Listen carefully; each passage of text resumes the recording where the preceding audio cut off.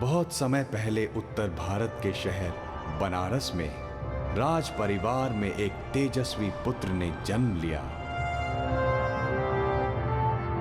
जब वो राजा बना तो उसे महान सुबुद्धि कहा गया।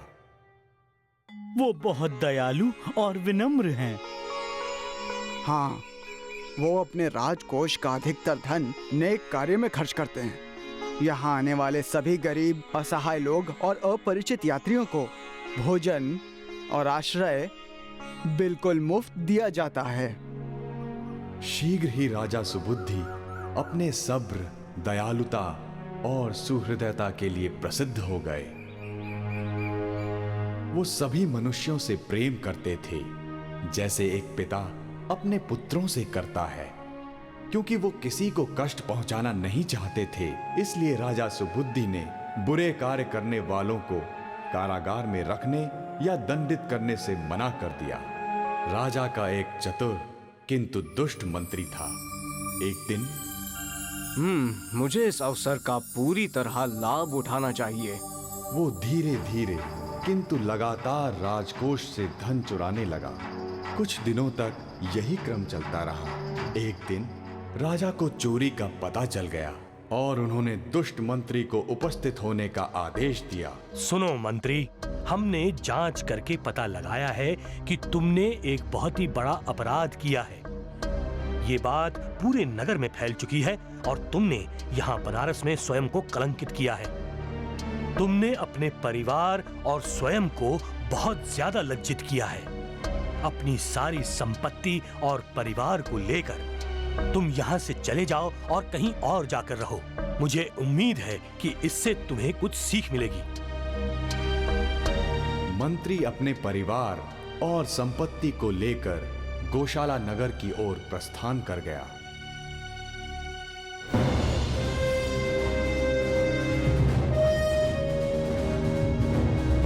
मुझे गौशाला के महाराज से मिलकर उनसे कोई कार्य मांगना चाहिए। क्योंकि वो बहुत चतुर था, इसलिए वो शीघ्र ही वहां के राजा का भी मंत्री बन गया। अब मैं मंत्री बन चुका हूँ तो मुझे इस तरह कार्य करना चाहिए जिससे मैं गौशाला के राजा का सबसे विश्वास पात्र सलाहकार बन सकूं। एक दिन महाराज, बनारस नगर मधुमक्खी के छत्ते की भांति है, परंतु उन मक्खियों में डंक नहीं है। उसके राजा बहुत ही विनम्र और दुर्बल हैं। बहुत ही छोटी सी सेना लेकर आप उस नगर को जीत कर उसे अपना बना सकते हैं। तुम मेरे मंत्री हो, लेकिन तुम एक गुप्तचर की भांति बात कर रहे हो जिसने कोई षड्यंत्र रचा हुआ हो। नहीं महाराज, यदि आपको मुझ पर भरोसा नहीं तो आप अपने गुप्तचर को भेजकर मेरी बात परख सकते हैं। मैं झूठ नहीं कह रहा हूँ। जब चोरों को बनारस के राजा के समक्ष उपस्थित किया जाता है तो वो उन्हें बहुत सा धन देते हैं और उन्हें सीख देते हैं कि जो उनका नहीं है वो उन्हें नहीं लेना चाहिए, और फिर वो उन्हें स्वतंत्र कर देते हैं। राजा ने इस बात की सच्चाई पता लगाने का निर्णय लिया, इसलिए उन्होंने बनारस की सीमा पर स्थित एक छोटे गांव में चोरी करने के लिए कुछ चोर भेजे। गांव वासियों ने चोरों को पकड़ लिया और महान राजा सुबुद्धि के समक्ष उन्हें उपस्थित किया। आखिर तुम इस तरह के अपराध क्यों करते हो? महाराज, हम गरीब लोग हैं। हम धन के बिना कैसे जिएंगे? आपके राज्य में बहुत कर्मचारी हैं, इसलिए हमारे पास करने के लिए कोई कार्य नहीं। अतः जीवित रहने के लिए हमें राज्य को लूटना पड़ता है। ये सुनकर राजा ने उन्हें उपहार स्वरूप बहुत सा धन दिया और उन्हें बुरे कार्यों को त्यागने का परामर्श दिया। फिर उन्हें स्वतंत्र कर दिया। वो चोर शीघ्र ही गौशाला लौट आए। क्या उसने तुम्हें आजाद कर दिया और साथ ही उपहार भी प्रदान किए? इस बार मुझे लगता है चोरों का एक और दल बनारस की ओर रवाना करना पड़ेगा। इन चोरों ने भी दुकानों को लूटा और कुछ नागरिकों की हत्या भी कर दी। जब उन्हें बंदी बनाकर राजा सुबुद्धि के समक्ष लाया गया, इन्हें इसी वक्त धन देकर आजाद कर दो। ये सुनकर गौशाला के राजा ने कहा, चलो हम बनारस की ओर कूच करते हैं। राजा की टुकड़ी और हाथी बनारस की ओर कूच कर देते हैं, परंतु बनारस के राजा के पास बहुत विशाल सेना थी जिसमें कई साहसी हाथी शामिल थे। उसमें कुछ सैनिक सामान्य थे, किंतु कुछ दानव की तरह बहुत विशाल थे। बनारस की सेना पूरे भारत को जीतने में सक्षम थी। महाराज, गोशाल राज की छोटी सी सेना हम पर आक्रमण करने आ रही है। महाराज, आप बस हमें आज्ञा दीजिए और देखना हम उनकी सेना के टुकड़े टुकड़े कर देंगे। मेरी बात सुनो, हमें राजा बनाए रखने के लिए किसी से लड़ाई करने की आवश्यकता नहीं। यदि हम दूसरों के राज्यों को नष्ट करते हैं तो हम अपने मन की शांति को भी नष्ट करते हैं। आखिर हम लोग दूसरों का वध क्यों करें?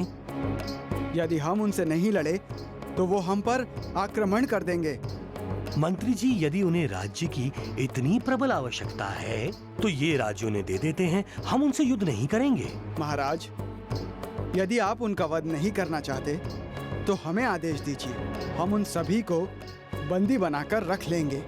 हम उनसे बहुत शक्तिशाली हैं, इसलिए महाराज उनका वध नहीं करना होगा। और यदि हम नगर उन लोगों को सौंप देंगे तो फिर शत्रु की सेना हम सभी का वध कर देगी महाराज। लेकिन राजा सुबुद्धि टस से मस नहीं हुए। उन्होंने किसी को भी हानि पहुंचाने से मना कर दिया। यद्यपि तुम उनका वध नहीं करोगे, परंतु भूल कर कई लोग घायल हो जाएंगे या मृत्यु को प्राप्त होंगे। अतः हम किसी मनुष्य को हानि नहीं पहुंचाएंगे और न ही किसी को हानि पहुंचाने देंगे।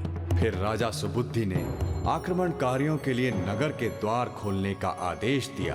वो अपने मंत्रियों को महल के ऊपरी कक्ष में ले गए और उन्हें परामर्श दिया। आप विरोध ना करें और शांत रहने का प्रयत्न करें।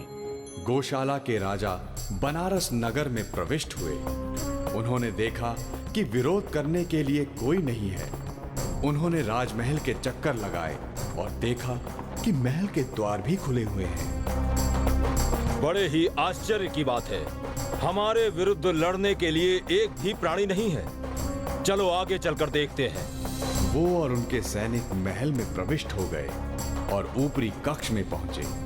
उन्होंने निर्दोष महान राजा सुबुद्धि को बंदी बना लिया। सैनिकों, पराजित राजा और उनके मंत्रियों के हाथ बांध दो।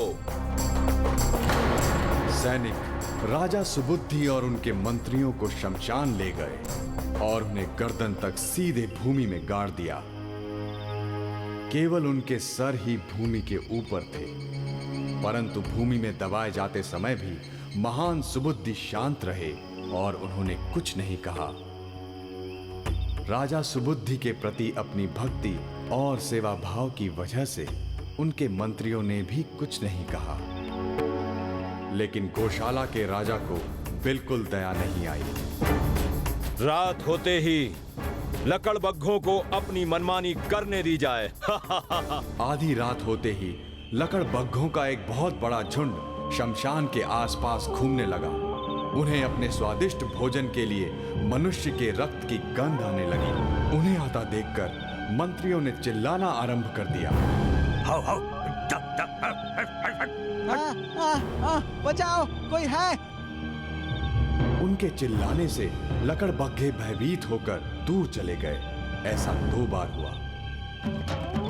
इन मनुष्यों को यहाँ पर हमारे खाने के लिए रखा गया है, हमें डरना नहीं चाहिए। जब लकड़बग्घों का राजा सुबुद्धि के मुंह के पास पहुंचा तो उन्होंने अपनी गर्दन आगे कर दी, परंतु इससे पहले कि वो उन्हें काटता, राजा सुबुद्धि ने उसका गाल अपने दांतों से पकड़ लिया और बिना हानि पहुंचाए उसे कसकर पकड़े रहे, जिससे वो भयभीत होकर चिल्लाने लगा। इससे उसके साथी भी भयभीत होकर भाग खड़े हुए और इधर राजा सुबुद्धि के ताकतवर जबड़ों से निकलने के लिए लकड़बग्घा बुरी तरह छटपटाता रहा और छुटकारा पाने की कोशिश करता रहा। ऐसा करते हुए उसने राजा की गर्दन और कंधों के आसपास की मिट्टी को थोड़ा ढीला कर दिया और फिर राजा सुबुद्धि ने उस छटपटाते लकड़बग्घे को छोड़ दिया और वो स्वयं को मिट्टी से बाहर निकालने में सफल हो गए।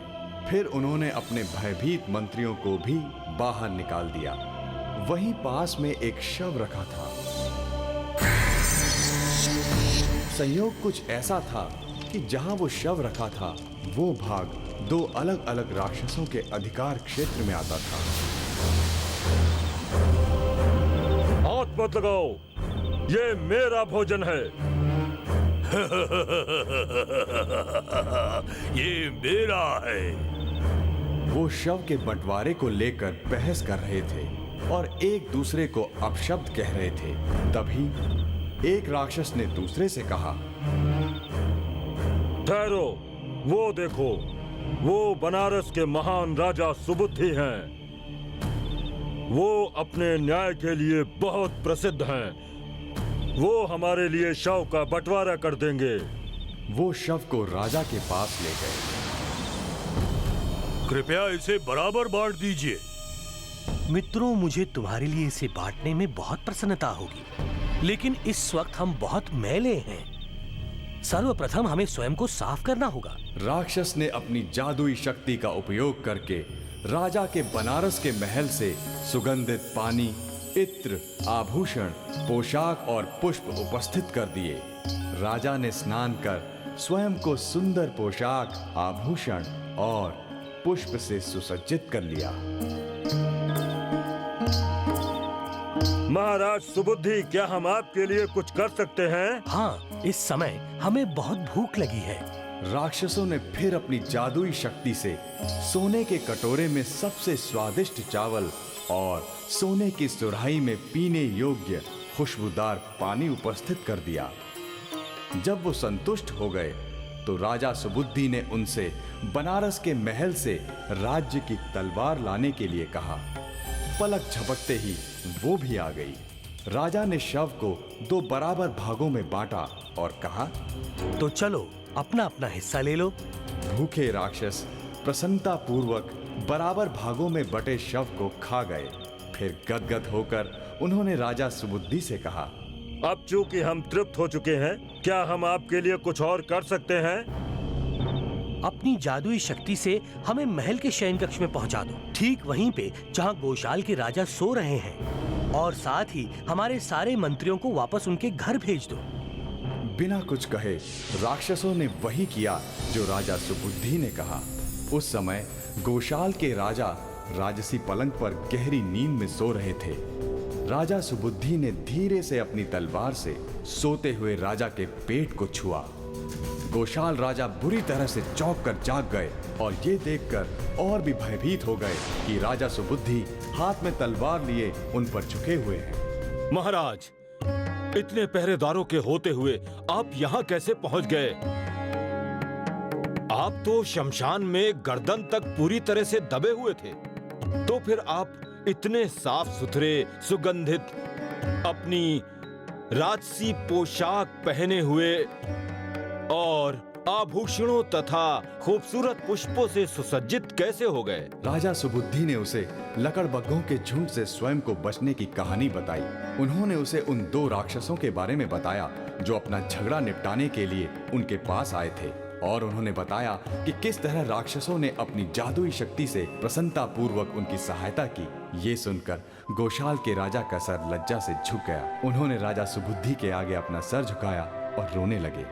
हे महान राजा, वो भयानक राक्षस जो मांस खाकर और शवों का रक्त पीकर जीवित रहते हैं, उन्होंने आपकी महानता को पहचान लिया है। किंतु मैं, जो इतना भाग्यवान था कि एक बुद्धिमान और सभ्य मनुष्य के रूप में जन्मा, मैं ही मूर्ख निकला जो आपके पवित्र हृदय को नहीं पहचान पाया। मैं वचन देता हूं कि मैं फिर कभी आपके विरुद्ध षड्यंत्र नहीं करूंगा। महाराज, आप तो वाकई में पुण्यात्मा हैं। मैं आपको वचन देता हूं कि मैं हमेशा एक सच्चे मित्र की भांति आपकी सेवा करूंगा। मुझे क्षमा कर दीजिए। अगले दिन गोशाल के राजा ने अपने सभी सैनिकों को महल के प्रांगण में एकत्रित किया। वहां उसने सबके समक्ष एक बार फिर उनकी प्रशंसा की और उनसे क्षमा मांगी। उसने राजा सुबुद्धि को उनका राज्य लौटा दिया और हमेशा उनकी रक्षा करने का वचन दिया। फिर उसने राजा सुबुद्धि के दुष्ट मंत्री को दंडित किया और अपनी पूरी सेना और हाथियों के साथ गौशाला वापस चला गया। महान राजा सुबुद्धि इसी तरह लोगों का कल्याण करते रहे। इससे हमें ये शिक्षा मिलती है, दूसरों को हानि मत पहुंचाओ और पवित्र हृदय के साथ दूसरों को अपना बनाओ। राजा दशरथ विक्षिप्त से हो गए। उन्होंने मौन धारण कर लिया तथा निरंतर राम के विषय में सोचने लगे। इन राक्षसों ने हमारा जीना दूभर कर दिया है। आप चिंता मत कीजिए, अब आप लोगों को इस वन में कोई नहीं सताएगा।